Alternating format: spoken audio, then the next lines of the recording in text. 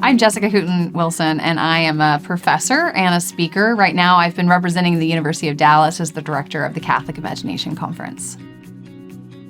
One of my big goals as director of the Catholic Imagination Conference for this particular iteration was that I include more readers. They're the ones who love these writers. I wanted to invite them not just to be attendees, but to be speakers, to talk about why it is that they keep reading, why they lead book clubs, why they work at libraries, why they work at presses, and have them really show the expansiveness of the Catholic imagination and get it outside of the classroom and into people's lives.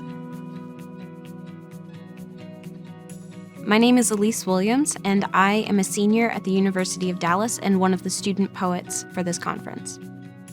I really enjoyed the sense of vitality around this conference. Everyone is so engaged and so interested and so friendly that it permeates the entire atmosphere. It's really been wonderful. So I'm Sister Mary Prasadi Jacobjack, and I'm from the Dominican Sisters of Mary Mother of the Eucharist in Ann Arbor, Michigan, but I also am a professor of English at the University of St. Thomas in Houston. We talk about the Catholic imagination in this sort of amorphous way, and there's been a lot of, I sort of know the standard response to what is the Catholic imagination. It's sacramental, it's incarnational, but that doesn't help me know what does it look like for a Catholic poet right now who's practicing poetry to do his craft as a Catholic? What does it look like to be a Catholic novelist right now?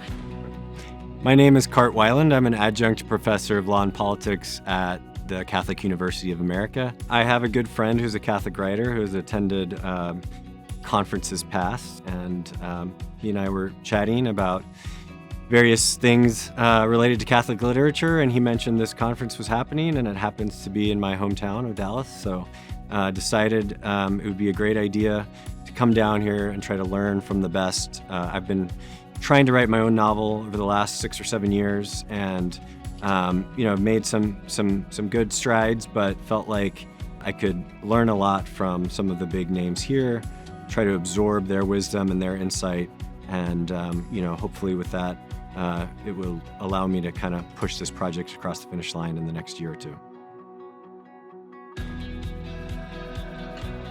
The quality of all the presentations I've been to have been excellent.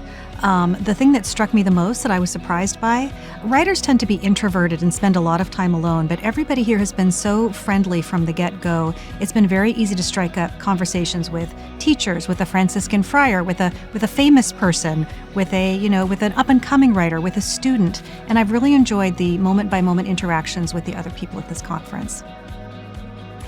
My name is Dana Joya. I'm a sinner, a pilgrim, and a poet.